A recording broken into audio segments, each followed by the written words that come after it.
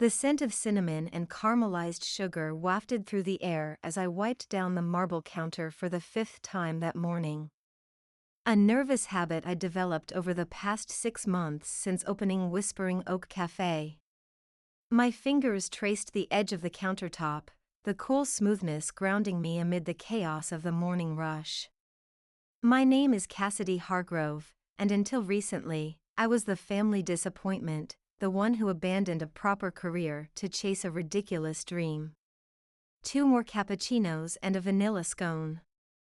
Maya called from the register, her voice barely audible over the espresso machine's hiss and the quiet hum of morning conversation. I smiled to myself, remembering how she'd been the only one who believed in me from day one. Everyone else, especially my family, had laughed. A cafe? My father, Richard, had scoffed when I first told them at Sunday dinner, his knife clattering against fine china. With your law degree? Ridiculous. My mother, Eleanor, had simply sighed that familiar sigh of disappointment. Darling, you're 32. Don't you think it's time to stop with these whims? I could still hear my brother James's laughter echoing off the walls of our family home. Cass making coffee for a living? That'll last a month, tops. Only my grandmother had remained silent, watching me with those piercing eyes that seemed to see right through to my core. The memory dissolved as the bell above the door chimed. I looked up, then froze. James. My brother stood awkwardly in the entrance, his expensive suit a stark contrast to the cafe's rustic warmth. Our eyes met across the bustling room, and for a moment, I was transported back to that dining room, to the mocking laughter. Cassidy, he said, approaching the counter with hands buried deep in his pockets. Got a minute? I glanced at Maya, who nodded silently, taking over the espresso machine. 5 minutes, I said, untying my apron and leading him to a small table in the corner. James settled into the chair, looking distinctly uncomfortable. So, he began, clearing his throat. The place looks nice. What do you want, James? I asked, not in the mood for false pleasantries. I'm in the middle of the morning rush. He fidgeted with the sugar packet, tearing it open and emptying it onto the table. A nervous habit from childhood he'd never outgrown. Dad's firm is downsizing, he said finally, looking up at me. They're cutting the corporate law division. Including my position. I blinked, processing his words. James had followed the family path, prestigious law school, joining our father's firm, the golden child who never strayed from the mapped-out course. I'm sorry to hear that, I said carefully. But I don't understand why. I need a job, Cass. He cut me off, voice lower now. And word around town is that you're hiring. The irony wasn't lost on me. 6 months ago, he'd laughed in my face. Now, he was asking me for employment. Before I could respond, the bell chimed again. This time, my mother walked in, her Chanel suit and pearls making her look wildly out of place among the morning crowd of artists and young professionals. Perfect, I muttered under my breath, watching her scan the room with barely concealed disdain. Her eyes landed on our table, and she made her way over, her heels clicking purposefully against the hardwood floor. James, I thought we agreed I'd handle this, she hissed, setting her designer purse on the empty chair. I looked between them, realization dawning. You two planned this? I asked, feeling ambushed. What is this, an intervention in reverse? Cassidy, darling, my mother began, her voice shifting to the syrupy tone she used when attempting to manipulate a situation. Your little cafe seems to be doing remarkably well. Your father and I were just saying how impressed we are with your initiative. The compliment, if you could call it that, felt hollow.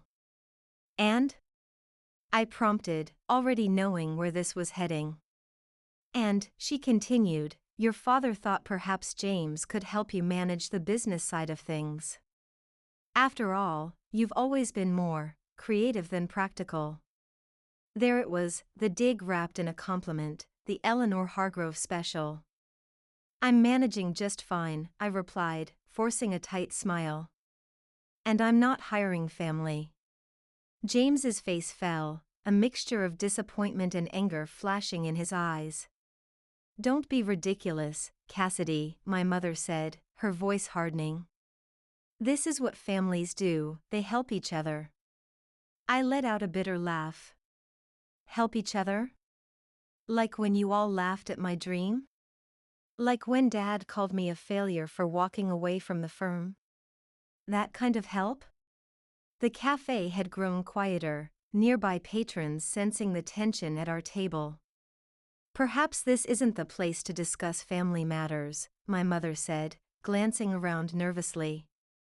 You're right, I agreed, standing up. It isn't. I have a business to run. If you'll excuse me. As I turned to walk away, James caught my wrist. Cass, wait, he pleaded, his voice softer now. I really need this. Please. I looked down at my brother, seeing a vulnerability I hadn't witnessed since we were children.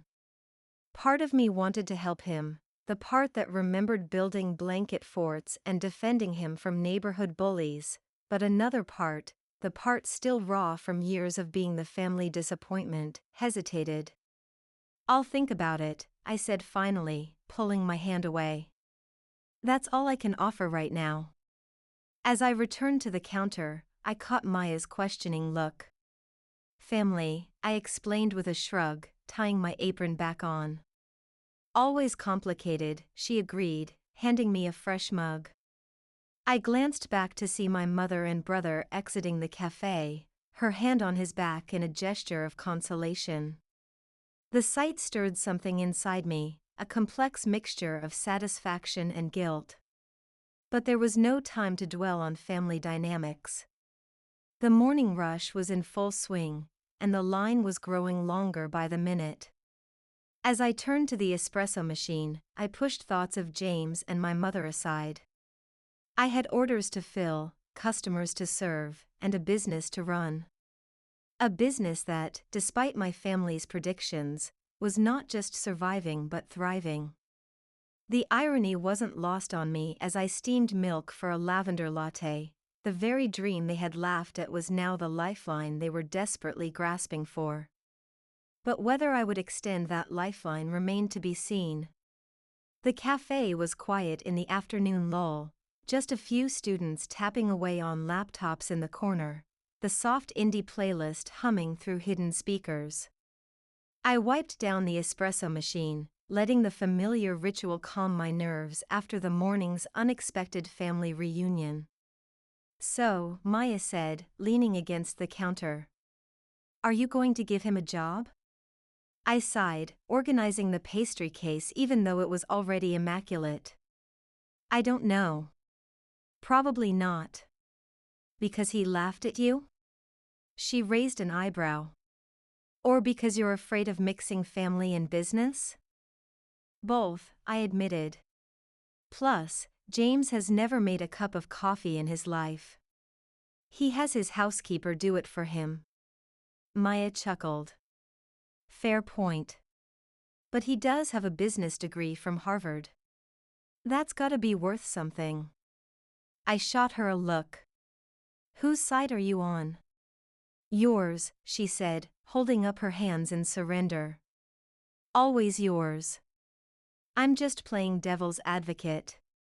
The bell chimed, and we both turned to see who was entering during the mid-afternoon lull. My father. Richard Hargrove looked as imposing as ever in his tailored suit, silver hair perfectly coiffed, his presence immediately filling the small space. He was the patriarch, the titan, the man whose disappointment I'd spent most of my life trying to outrun. Dad, I said, my voice sounding smaller than I'd intended. Let me guess, Mom sent you to finish the job? He approached the counter slowly, taking in the cafe with calculating eyes. I could see him mentally assessing everything: the reclaimed wood tables, the local art on the walls, the vintage espresso machine that had cost me a fortune. Your mother doesn't know I'm here, he said finally, his gaze settling on me. May I? He gestured to a stool at the counter. I nodded, feeling off balance. My father had never visited the cafe before, had never even asked about it except to inquire when I would come to my senses and return to law. Maya discreetly moved to the other end of the counter, giving us privacy while still remaining within earshot, protective as always. What can I get you? I asked, defaulting to professional mode. Just coffee. Black. I poured him a cup from the fresh batch, setting it before him with more care than necessary. He took a sip, eyes widening slightly. This is quite good. Don't sound so surprised, I replied dryly. A ghost of a smile flickered across his face before disappearing. I suppose I deserve that. We sat in uncomfortable silence for a moment, the only sounds the gentle hiss of the machines and the muted conversations from the students. Your brother told you about the firm, he said finally, not a question. He mentioned downsizing. I kept my tone neutral. I'm sorry about that, Dad. He waved away my sympathy. Market fluctuations. It happens. The firm will recover. But not with James? My father sighed, looking suddenly older than his 62 years. James was never cut out for corporate law. Too soft. Not like you. The compliment, if it was one, caught me off guard. Is that why you're here? I asked. To convince me to give him a job out of family obligation? No. He set the coffee cup down carefully. I'm here to ask you to consider it because he needs to learn what you already know. I frowned. Which is what, exactly? How to build something of your own. My father looked around the cafe again, but this time his gaze seemed different, almost appreciative. I underestimated you, Cassidy. We all did. The admission hung in the air between us, unexpected and fragile. This place, he continued, gesturing vaguely, it has character. It's clearly doing well. And you did it without the Hargrove name opening doors for you. I felt a warmth spread through my chest at the closest thing to approval I'd ever received from my father. Thank you, I said quietly. He nodded, finishing his coffee. James needs that. To build something without relying on the family name or connections. He needs to understand what you've learned. And you think working for me will teach him that? I couldn't keep the skepticism from my voice. I think it might be a start. He reached into his jacket pocket and pulled out a business card, sliding it across the counter. I have a client, owns a small chain of bakeries. She's looking to expand into coffee shops. Might be worth a conversation if you're ever interested in growing beyond this location. I stared at the card, then back at my father. Are you helping me with my business? A flicker of something, regret, perhaps, crossed his face. Consider it an olive branch.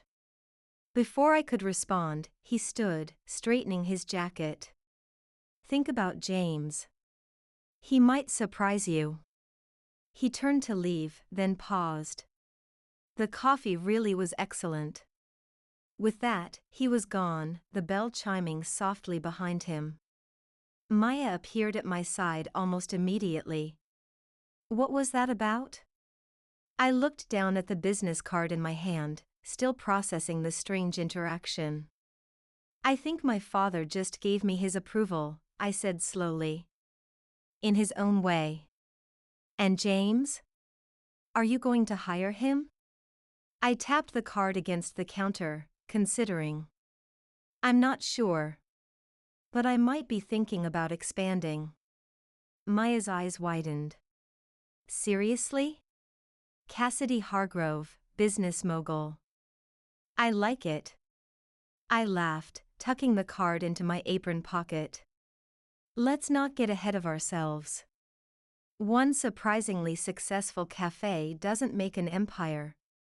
Not yet, she replied with a wink. But it's a start. As the afternoon progressed into evening, I couldn't shake my father's words from my mind. I'd spent so long trying to prove myself, to show them all that I could succeed on my own terms. And now, just as I was hitting my stride, my family was suddenly appearing, not to criticize, but to ask for my help, my expertise. The irony wasn't lost on me. But neither was the opportunity. Perhaps it was time for the Hargroves to learn a few things from the black sheep of the family. 3 days after my father's visit, James returned to the cafe. This time, he wasn't wearing his usual power suit but rather dark jeans and a button-down shirt. He stood in line like any other customer, waiting his turn. I pretended not to notice him until he reached the counter. Black coffee and a chance to talk, he said, attempting a smile. The coffee I can do, I replied, pouring him a cup. The talk depends on what you want to say. He paid, then moved to the end of the counter to wait. 5 minutes, I told Maya, untying my apron for the second time that week. James had chosen a small table by the window, watching the late morning foot traffic with apparent interest. You changed your clothes, I observed, settling across from him. He shrugged, looking almost embarrassed. Figured I should try to blend in if I'm going to be asking for a job here. I studied my brother, trying to see past 35 years of rivalry and resentment. James and I had once been close, before we grew up and embraced different roles in the family dynamic, he as the obedient son, I as the rebellious daughter. Somewhere along the way, we'd become almost strangers. Why do you want to work here, James? I asked. And don't give me some line about needing a job. You've got connections and a trust fund. He winced slightly at the trust fund mention, then took a deep breath. The truth? Because seeing you succeed at something everyone said would fail has made me realize I've never built anything on my own. The echo of my father's words surprised me. Did Dad put you up to this? No, he said, looking genuinely puzzled. Why would you think that? I shook my head, deciding not to mention our father's visit. Never mind. Go on.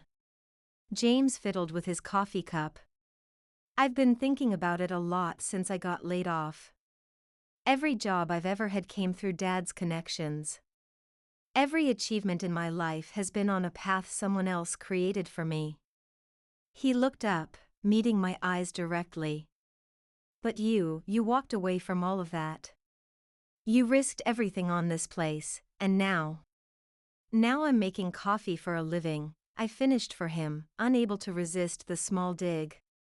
Now you're running a successful business that you built from nothing, he corrected seriously. And I want to learn how to do that. I leaned back, considering him. There was a sincerity in his voice I wasn't used to hearing from my older brother. The hours are long, I said finally. The pay isn't great to start. And you'd be answering to me. A smile broke across his face. Does that mean you'll hire me? It means I'll consider a trial period, I clarified. 2 weeks. If you can handle following orders instead of giving them, we'll talk about something permanent. Deal, he said quickly, extending his hand across the table. I hesitated, then shook it, feeling the weight of years of competition and resentment between us. You start tomorrow. 6 a.m. Don't be late. I won't, he promised, a look of determination in his eyes that I hadn't seen before. Or perhaps had never noticed. As I returned to work, Maya raised an eyebrow in silent question. Trial period, I explained. We'll see if the golden boy can handle actually working for a living. She nodded sagely. Family redemption arc, I like it. Don't get too excited, I warned. There's a reason they call it trial by fire. The next morning, to my surprise, James arrived at 5:45 a.m., 15 minutes early. He stood awkwardly by the door as I unlocked it, breath visible in the early autumn air. I wasn't sure what to wear, he admitted, gesturing to his outfit, simple black pants and a white button-down. That's fine for now, I said, flipping on the lights. We'll get you a proper uniform if you make it past the trial period. I showed him the basics, how to operate the espresso machine, which he approached with the caution one might give a wild animal, where we stored supplies, the system for tracking orders. Maya arrived at 6:30, eyebrows raised in amusement at the sight of James attempting to froth milk. Welcome to the trenches, she greeted him, tying on her apron. Ready for the morning rush? The look of dawning horror on my brother's face almost made me laugh. By 8 a.m., James was sweating, his pristine shirt now spotted with coffee stains, a smear of chocolate on his cheek. The café was packed, a line stretching to the door, and orders were backing up. Cassidy, he started, panic evident in his voice as he fumbled with the espresso grounds. No time for talking, I cut him off, sliding past him to take over the machine. You're on register. Maya will coach you through it. For a moment, I thought he might quit on the spot. His face flickered between indignation and desperation. Then, surprisingly, he straightened his shoulders and moved to the register, watching carefully as Maya showed him the system. 3 hours later, as the rush finally began to ebb, James collapsed onto a stool, looking shell-shocked. How do you do this every day? He asked, voice hoarse from calling out orders.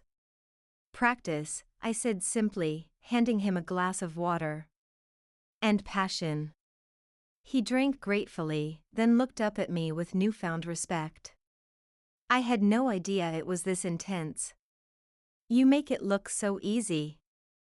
A small, satisfied smile tugged at my lips. Not so ridiculous now, is it? My little café? James had the grace to look ashamed. I'm sorry, I laughed, Cass. I was an ass. The simple, direct apology caught me off guard. My brother had never been one to admit fault easily, a trait he shared with our father. Yes, you were, I agreed, but without malice. But you showed up today. That's something. He nodded, then glanced at the clock. When's the next rush?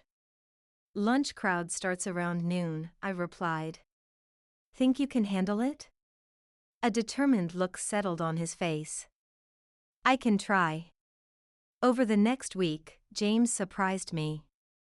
He arrived early each day, stayed late to help close, and threw himself into learning every aspect of the business with unexpected enthusiasm. He was clumsy with the equipment at first, but improved rapidly. What shocked me most was his interaction with the customers. James, who had always been somewhat aloof, quickly developed a rapport with our regulars, remembering their orders and engaging in genuine conversation.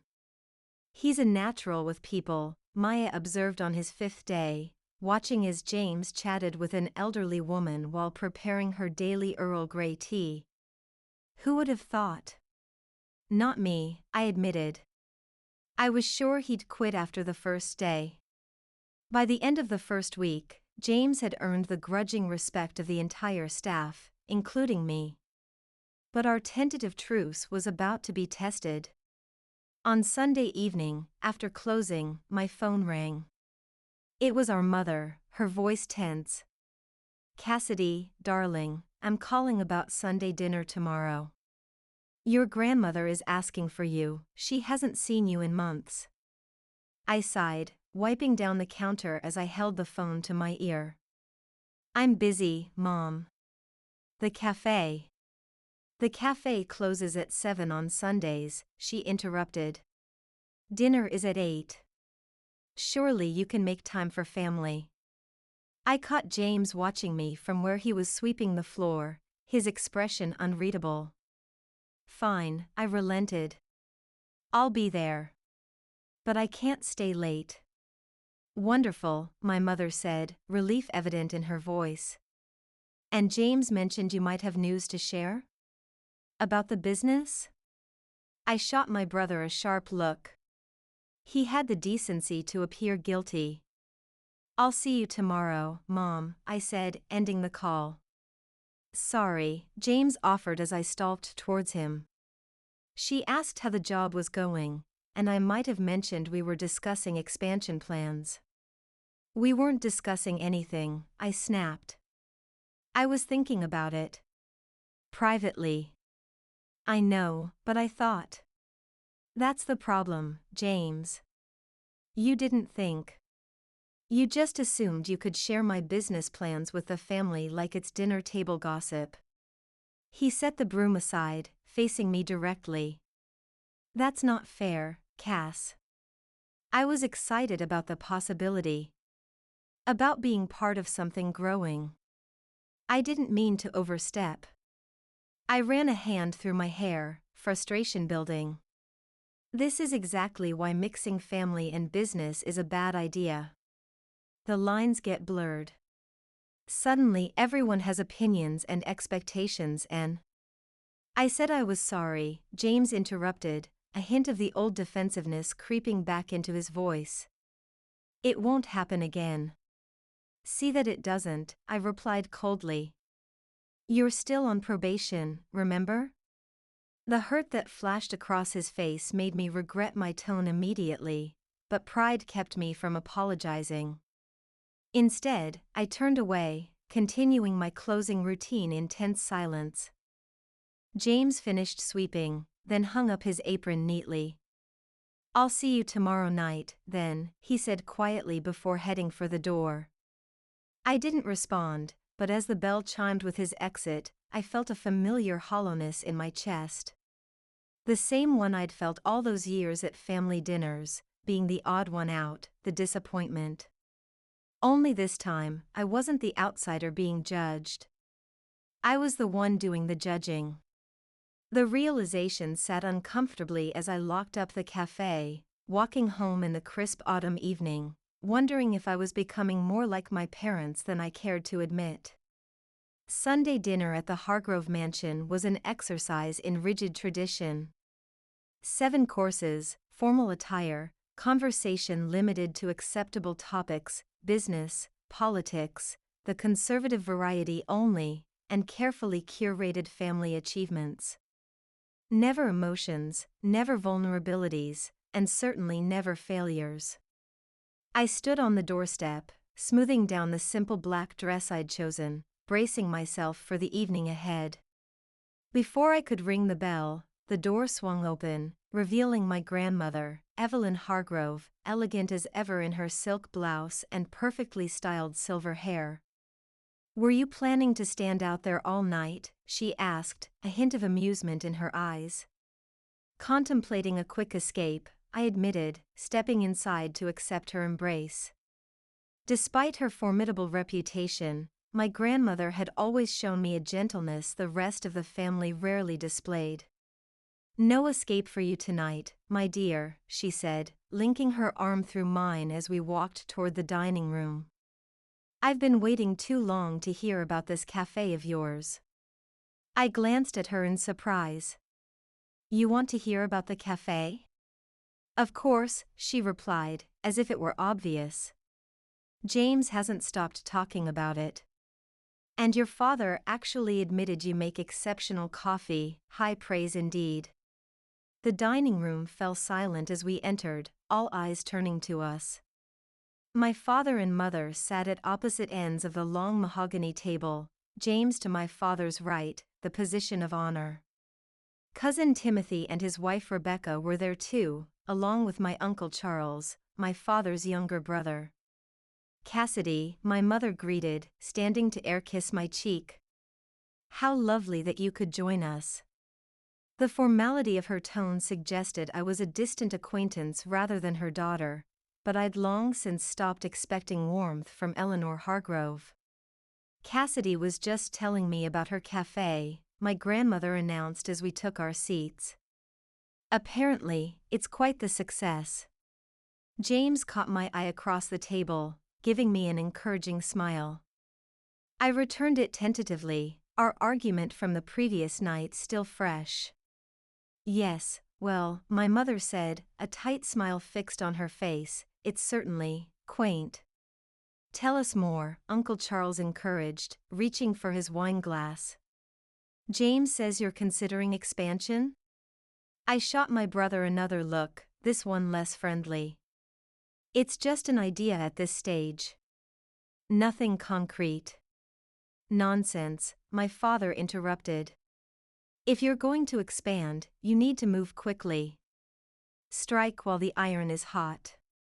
He pulled out his phone, scrolling through emails. I've spoken with Marina, the client I mentioned. She's interested in meeting this week. The rest of the family stared at Richard in shock. My father, offering business advice for my café? It was unprecedented. Dad, James started, looking confused, you never mentioned. It's not your concern, James, my father cut him off. This is between Cassidy and me. The atmosphere around the table shifted noticeably. James looked as if he'd been slapped, while my mother's expression darkened with suspicion. What exactly is going on here? She demanded, looking between my father and me. Since when are you involved in Cassidy's hobby? It's hardly a hobby, Eleanor, my grandmother interjected smoothly. From what I understand, the Whispering Oak is turning quite a profit. Isn't that right, Richard? My father nodded curtly. The financial projections are impressive. With the right expansion strategy, it could become a significant enterprise. And James, my mother pressed. What about his career? Surely that should be your priority. James is learning valuable skills working with Cassidy, my father replied, not looking at his son. It's good experience. The dismissive tone with which he spoke about James, the golden child, the one who'd always received the praise and attention, left me speechless. And from the look on my brother's face, he was equally stunned. I think James is doing an excellent job, I said, surprising myself with the sudden urge to defend him. He's picked up the coffee business remarkably quickly. James looked up, gratitude flickering in his eyes. Actually, I continued, warming to the subject, I've decided to keep him on permanently. He has a good instinct for customer service, and his business background is proving useful. Now it was my turn to be stared at. My mother looked as though she'd swallowed something unpleasant, while my father assessed me with newfound interest. Well, my grandmother said, a pleased smile playing on her lips, this is an interesting development. The Hargrove siblings, working together. How refreshing. Working for, my mother corrected sharply. James is working for Cassidy. Let's be clear about the hierarchy. Mom, James interjected, unusually firm, I'm fine with it. I'm learning a lot from Cass. She's built something real, something genuine. It's inspiring, actually. A warm feeling spread through my chest at his words. Despite our recent tension, despite years of competition and distance, he was publicly acknowledging my achievement. It meant more than I cared to admit. I still don't understand, my mother persisted, why you both insist on this coffee shop fantasy when you could be practicing law. Making a real difference. The cafe makes a difference, I replied, keeping my voice even. Maybe not in the way you define success, but our customers find community there. Connection. Sometimes even comfort. That matters. Cassandra is right, my grandmother said, using my full name in that authoritative way that brooked no argument. Not all meaningful work requires a law degree, Eleanor. The use of my mother's full name silenced her instantly. My grandmother rarely pulled rank, but when she did, even Eleanor Hargrove knew better than to challenge her. As the conversation shifted to safer topics, I caught James watching me, a thoughtful expression on his face. Something had shifted between us tonight, a recognition, perhaps, that the roles we'd been assigned in this family were more prison than privilege. After dinner, as we moved to the sitting room for coffee, which everyone agreed was inferior to what my café served, a backhanded compliment I chose to accept, James pulled me aside. "Did you mean it?" he asked quietly.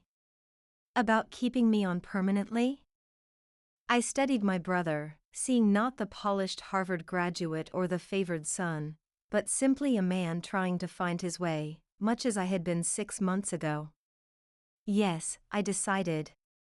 "If you're still interested." The smile that broke across his face was genuine, unguarded in a way I rarely saw within these walls. "Thank you, Cass. I won't let you down." "See that you don't," I replied, but this time with a smile to soften the words. "And James? Next time you want to share business news with the family, run it by me first." He nodded, solemnly crossing his heart like we used to do as children, making promises we intended to keep. As we rejoined the others, I caught my grandmother watching us, satisfaction evident in her shrewd eyes. "Your café," she said when I sat beside her, "I'd like to see it sometime." "I'd like that," I replied honestly. "Perhaps I could even invest," she continued, lowering her voice so the others couldn't hear. "I've always enjoyed backing the underdog." I laughed softly. "Is that what I am? The underdog?" "You were," she corrected, patting my hand. "But not anymore, I think. Now you're the dark horse who's surprising everyone by pulling ahead." Her words stayed with me as I drove home that night, mulling over the strange dinner and the shifting family dynamics. For years, I'd defined myself in opposition to my family, rebelling against their expectations, fighting for recognition. But perhaps the true victory wasn't in opposition at all. Perhaps it was in redefining success on my own terms, and then bringing them along, willing or not, to witness it. The following morning brought an unexpected visitor to the café, my mother.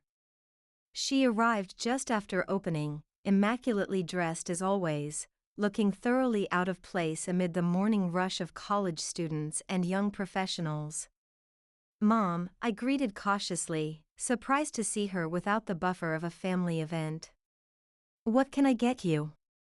She glanced around, taking in the bustling café with a mixture of curiosity and lingering disdain. "Just tea, please. Earl Grey." I prepared her order personally, curious about the purpose of her visit. When James emerged from the back room with a tray of fresh pastries, he nearly dropped it in shock. "Mother," he exclaimed. "What are you doing here?" "I came to see this place for myself," she replied, accepting the tea I handed her.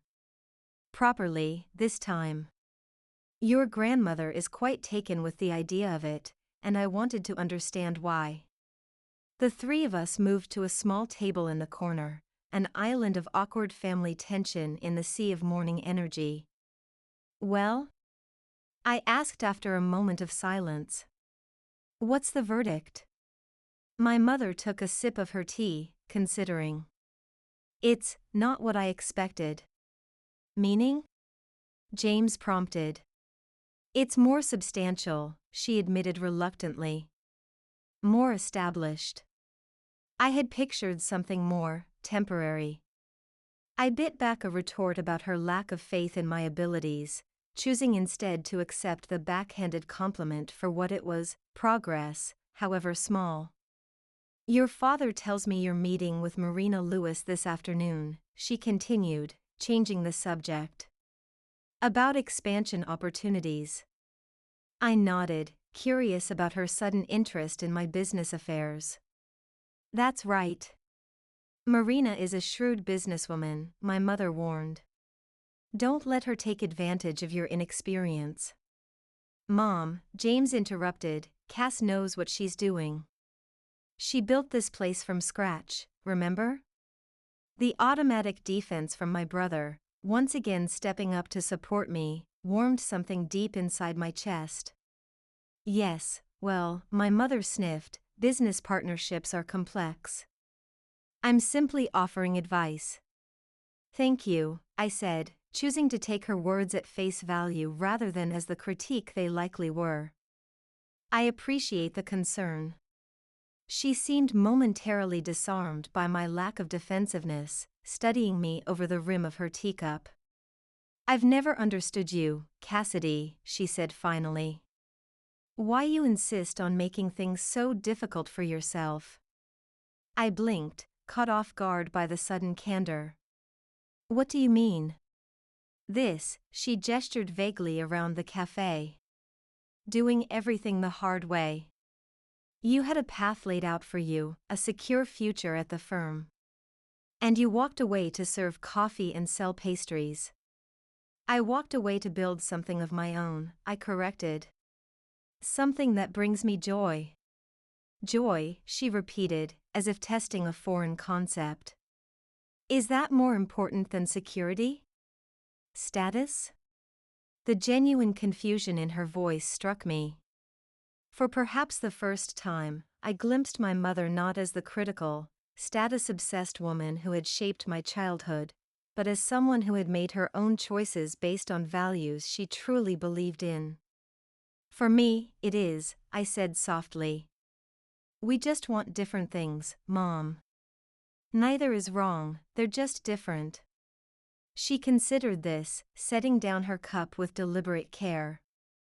Perhaps, she conceded, though uncertainty lingered in her voice. Your grandmother always said you were more like her than any of us. I never quite understood what she meant until now. Our conversation was interrupted by Maya, apologetically signaling the growing line at the counter. Duty calls, I said, standing. Feel free to stay as long as you'd like. My mother rose elegantly, gathering her purse. I should be going. But Cassidy. She hesitated, something uncharacteristically vulnerable in her expression. I may not understand your choices, but it's evident that you're good at this. That counts for something. Coming from Eleanor Hargrove, this qualified as effusive praise. James and I exchanged stunned glances as she swept out of the cafe, leaving a trail of expensive perfume in her wake. Did she just compliment you? Maya asked, joining us with wide eyes. I think that's the closest she's ever come, I confirmed, feeling oddly lightheaded. The meeting with Marina Lewis that afternoon proved fortuitous. She was impressed with the cafe's warm atmosphere and loyal customer base, proposing a partnership that would maintain my creative control while providing the capital for 2 new locations. As I shared the news with James that evening, closing up the cafe together, I realized something had fundamentally shifted. Not just in my family's perception of me, but in my own sense of myself. I was no longer the rebellious daughter fighting to prove my worth. I had become something else entirely, a successful entrepreneur with a clear vision and growing influence. To the future, James said, raising his coffee mug in a toast. And to proving everyone wrong. I clinked my mug against his, smiling. Not everyone. Just most of them. As we locked up, the autumn wind swirling fallen leaves around our feet, I glanced back at the glowing windows of Whispering Oak Café, my dream, my creation, my vindication.